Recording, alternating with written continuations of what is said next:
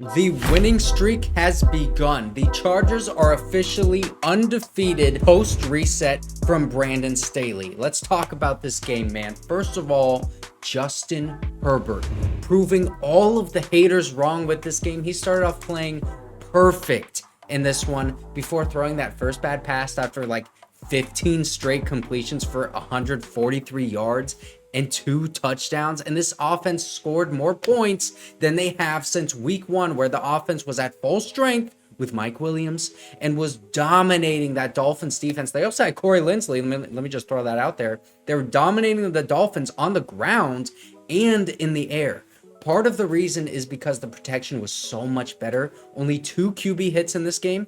Now my only question with Justin Herbert is the batted passes, because the broadcast showed the stat that he has 58 pass deflections since 2020, which is 12 more than the second most QB had in that time span. He's still injured, though. He's been injured for so much of his career, and I know it's kind of affected that throwing motion we were talking about last year with that rib cartilage injury. I'm not sure that's really the case, because I saw him throw a ball literally right at the helmet of a defender.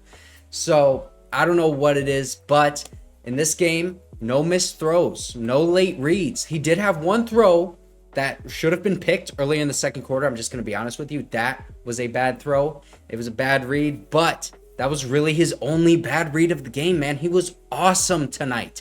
That is my quarterback. Now let's talk about tight ends. Donald Parham, he was awesome as a receiver, and he's sneaky good after the catch, bro. Also, he chipped some edge players, knocked them off balance to give the offensive line help. I didn't think that our tight ends would play better without Gerald Everett in this game, because I thought Gerald Everett is like our best tight end, especially after the catch. Now it's probably Donald Parham after what I've been seeing from him. But I loved that without a tight end, we threw in Jordan McFadden, the rookie out of Clemson, out at fullback instead of where Tre McKitty would usually play. Loved to see that. More of that, please, and thank you.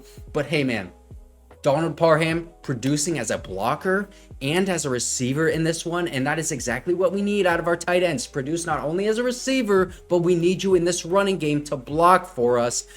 Bro, also, let's talk about who else produced as a receiver. Quentin Johnston. Yeah, I'm about to bolt. I just bolted up. Bro, I swear to God, when Simi Fehoko caught that touchdown in the first quarter, I was actually mad, because I was thinking, oh my gosh, we're not throwing this to Quentin Johnston. Why is Simi Fehoko getting targets and getting touchdowns over our first round receiver, Quentin Johnston? I mean, yeah, I was happy because it's a touchdown, but I want to target QJ. What's going on? He wasn't even thrown to yet at that point in the game. Then we head into the second quarter. He started getting involved, and it was beautiful.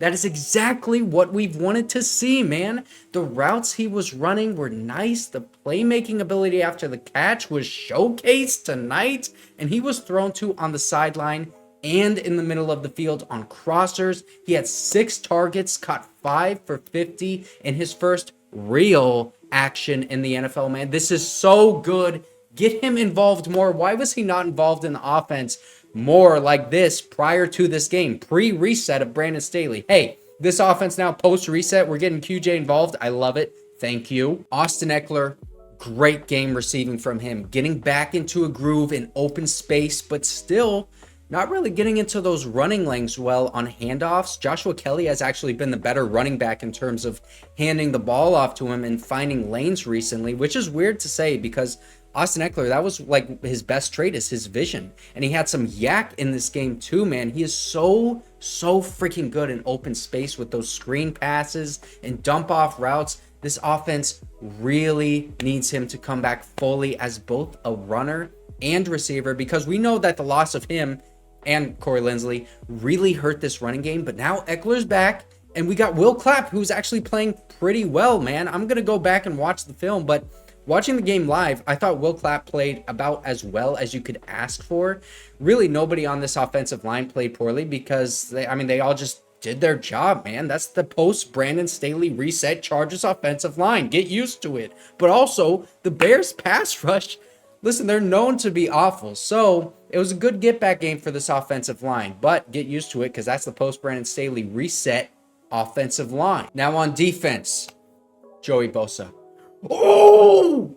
I just bolted up again, bro. His best game of the season, and it's not even close. He's getting back into that Bosa form. He had the sack in the first quarter where he just threw that guard away like he was a small animal and then engulfed the quarterback. That is true bear activity from Big Bear Joey Bosa. In the run game too, man, he's throwing dudes around, and he looks like the Joey Bosa that we are used to seeing. If he can build off of this game, man, get that momentum and get back into that level of play, it would help this defense immensely.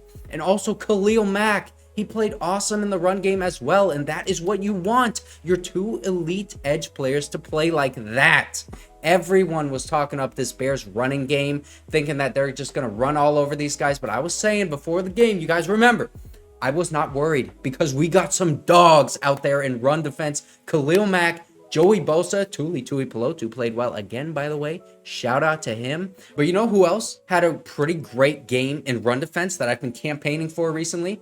Kenneth Murray.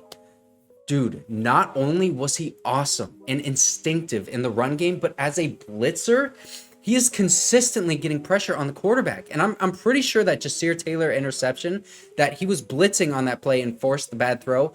I liked that Staley is blitzing this defense more, man. Post reset, that's what I want to see. And hopefully that is a trend that continues. And it's not just because they're playing a rookie quarterback, man. That second interception was Derwin James making his basically like his first play of the season, which is great to see, man. All of our top players now in this game were having a good day. On that Derwin pick, Alohi Gilman made the play to break up the pass over the middle, and then DJ had really good awareness to catch it, and then tried to get a return off, but he really couldn't return it because everyone just kind of swarmed him. Huge game for this defense to have their best players having good games like that. But also, I have to say, I'm still worried about this pass defense. Asante played pretty well, almost got an interception, but the first play of the game, he got burned by Darnell Mooney while interfering with him.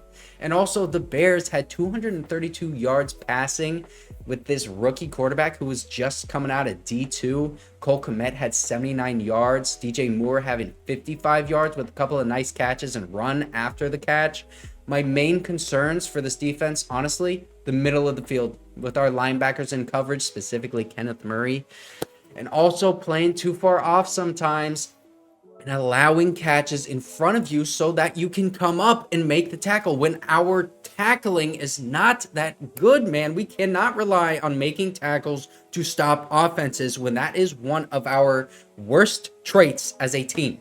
Still, saw a lot less of that. The defense was playing more aggressive too. I mean, shout out to the post reset Brandon Staley defense. They're playing more aggressive and I like it. We're 1-0 now after the reset and starting the winning streak tonight. Also, Cameron Dicker, the freaking kicker, he needs to be talked about as one of the best kickers in the NFL now, because after that start that he has had to his career, it's the second best start of there was another stat that the broadcast showed, second best start that the NFL has ever seen. It was from a kicker, something like that. But also, man, special teams, shout out to them, still playing well. Watch out for Amen Ogbogbemiga, because I'm placing my bets right now. He's going to get a punt block this season. If you know, you know, and you're watching just like I'm watching.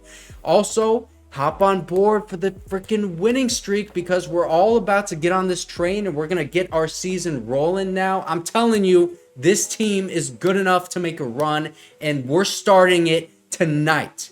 So bolt up, baby. We just beat the Bears. That is exactly how this game should have gone. All of our players playing well. Justin Herbert, Derwin James, Joey Bosa, Khalil Mack, Tuli Tuipulotu, Quentin Johnston getting targets, showing the Chargers coaching staff that they need to throw to him more. Whoa! I'm bolted up. Stay bolted up, baby. Get that winning streak.